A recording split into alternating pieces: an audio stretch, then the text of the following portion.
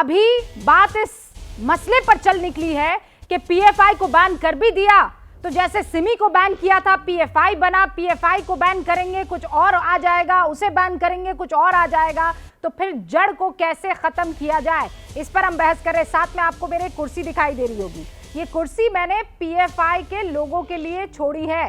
कोई भी पीएफआई का शख्स आकर अपनी सफाई अगर देना चाहता है तो वो हुंकार शो में आए और ये बताए कि क्यों ना आपको कट्टरवादी संगठन ही कहा जाए, क्योंकि आप जिस तरीके की तैयारियां कर रहे हैं और जिस तरीके के सपने देख रहे हैं वो कभी पूरे नहीं होंगे, लेकिन हिंदुस्तान के लिए बड़ा खतरनाक है। सारे मेहमान हमारे साथ जुड़े हुए हैं। अतीकुर रहमान साहब, आपकी बात कंप्लीट नहीं हो पाई थी, मैं आपको 30 सेकंड का मौका दे रही हूं। मुझे ये बताइए पीएफआई को आप कैसे देखते हैं? अतीकुर रहमान पीएफआई को कैसे देखते हैं? कलीमुल साहब भी हमारे साथ जुड़ चुके हैं। जब मामला 2-4 साल पहले उठा था, रुबिका जी देना चाहती थी। हाँ अतीक साहब बोलिए। 2-4 साल पहले जो पीएफआई का मसला उठा था तो मैंने उनसे कांटेक्ट करके कुछ उनसे डॉक्यूमेंट मंगवाए थे कि भाई आप हो क्या। उनके जो डॉक्यूमेंट मेरे पास हैं उसके तहत वो एक सोशल अपलिफ्टमेंट ऑर्गेनाइजेशन है। आप जो दस्तावेज की बात कर रही है रुबिका जी, अगर उसमें कोई ऐसी बात कही गई है कि वो हिंदुस्तान के अंदर इस्लामिक स्टेट बनाना चाहते हैं तो उनको उसका पूरी तरह से जिम्मेदारी लेना चाहिए। अगर वो खंडन कर रहे हैं तो वेल एंड गुड, अगर वो उसको प्रपोज कर रहे हैं इसके बावजूद कि आप क्वेश्चन करें तब जाके वो कटखड़े में खड़े होते हैं, उनको जवाब देना पड़ेगा, उन पर कार्रवाई करना चाहिए। कोई मुसलमान हिंदुस्तान के अंदर हमारे संविधान के अलावा दस्तावेजों की बात कर रहे हैं, आप जब कह रहे थे तब मैं वो दस्तावेज के अंदर जाकर पढ़ने की कोशिश कर रही थी कि ऐसी कोई बात लिखी है क्या। Popular front of India is confident that even if 10% of total Muslim population rally behind it, popular front of India को इस बात का कॉन्फिडेंस है, आत्मविश्वास है, अगर हिंदुस्तान का 10% मुसलमान भी उसके पीछे आ जाए या उसके साथ खड़ा हो जाए तो PFI would subjugate the coward majority community to their needs। यानी डरपोक मेजॉरिटी कौन है? हिंदुओं की बात कर रहा है PFI कि डरपोक हिंदुओं को घुटनों के बल हम ला देंगे।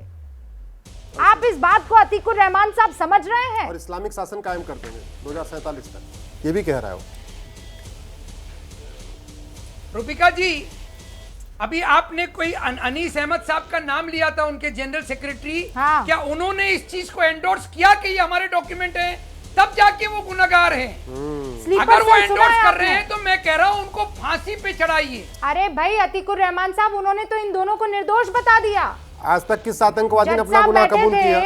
उन्होंने तो कह दिया कि निर्दोष लोगों को गिरफ्तार कर लिया है। अजय आलोक जी वो कह रहे हैं महासचिव की बात माने, हम पीएफआई की महासचिव की बात माने, पुलिस की बात ना माने। देखिए रुबिका जी, ऐसा है कि ये पीएफआई हो चाहे कोई भी ऑर्गेनाइजेशन, हमें तो इतने दिन से लिंक्स मिल ही रहे हैं कि भाई ये टेरर एक्टिविटीज में इन्वॉल्व हैं, दंगों में इन्वॉल्व हैं। दिल्ली दंगों में खुल के नाम आया, कानपुर दंगों में नाम आया, हाथरस में नाम आया, अब लिस्ट है। एक बात यह है कि 10% मुसलमान, ये बड़ी इंपॉर्टेंट बात है। मेरा मानना है कि इसका मतलब कि 10% मुसलमान के साथ नहीं है, लेकिन ये सिर्फ 10% मुसलमान नहीं है, ये हिंदू लोग भी हैं जो इनकी मदद कर रहे हैं। उसके बिना ये सर्वाइव ही नहीं कर सकते हैं।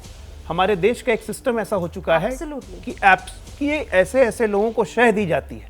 शह देने वाले में राजनीतिक दल होते हैं, एनजीओ होते हैं, इनकी प्रॉपर फंडिंग होती है, टेरर नेटवर्क होता है। तो इसलिए सिर्फ मुसलमानों को कटघरे में नहीं खड़ा करना चाहिए। 10% मुसलमान उनके साथ नहीं है, अगर होते तो आज तक तो कर दिया होता गजवाइन।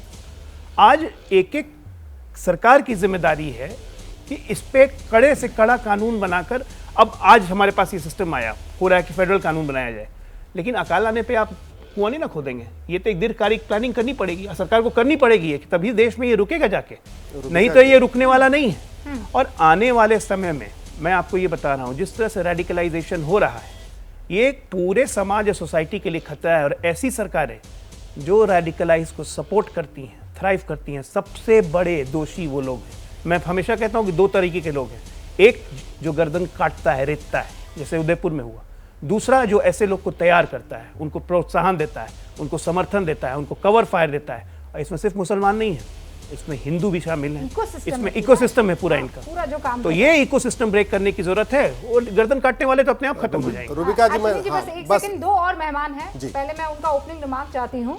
कलीमुल साहब भी अभी हमारे साथ जुड़े हैं और मृत्युंजय तिवारी भी, लेकिन कलीमुल साहब, इकोसिस्टम, उस इकोसिस्टम में आरोप लगते हैं आप भी आजकल एक बहुत बड़ा चेहरा है। देखिए, अभी अजय आलोक साहब ने जो बात कही तो वो बड़ी अच्छी बात कही।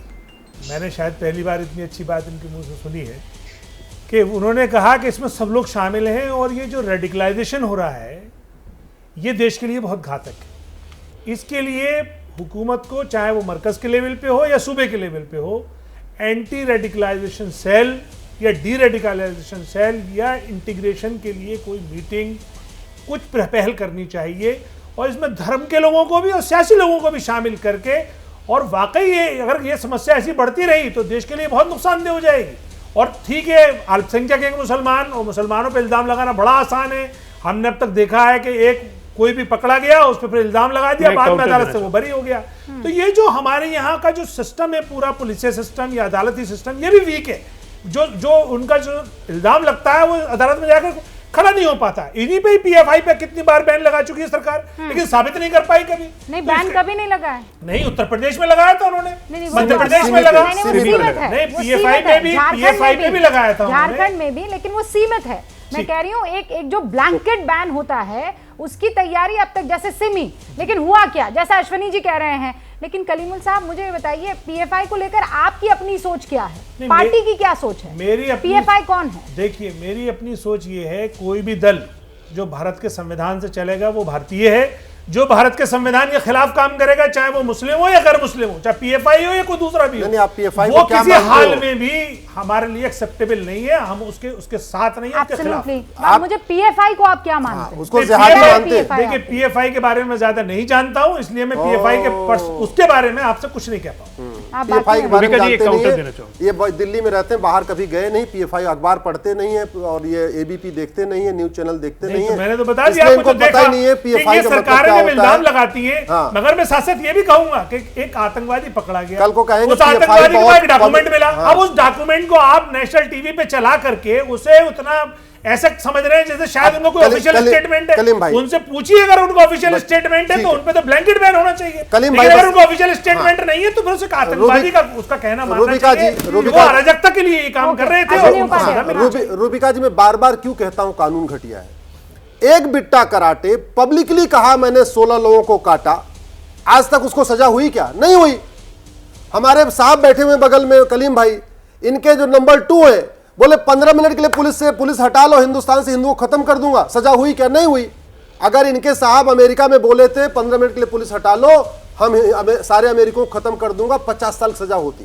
बिट्टा कराटे को अब तक फांसी हो गई होती और फांसी नहीं होती। तो सुनिए धर्म संसद में जो बोला गया था उस पर कितने साल की सजा होती? आप भी थे, मैं बता रहा हूं, हरिद्वार वाले धर्म संसद में आप भी मौजूद थे, इसलिए बताइए उस पर अमेरिकन कानून में कितनी सजा होती? मैं बता रहा हूं, बताइए जरा। ये जो घटना हुई है उदयपुर में, 2 साल के अंदर यही घटना अगर अमेरिका में होती 550 साल सजा होती।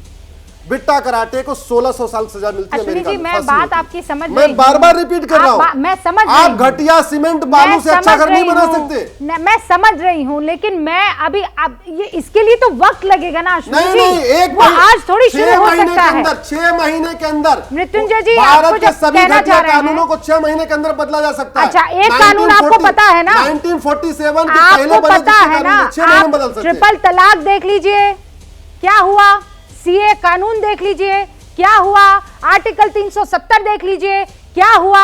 इन 3 कानूनों को बदलने में सरकार को फांसीवादी से लेकर न जाने क्या क्या नाम दे दिए गए, कैसे पूरा का पूरा इकोसिस्टम जो है काम करने लग गया था, ये आप भी जानते हैं।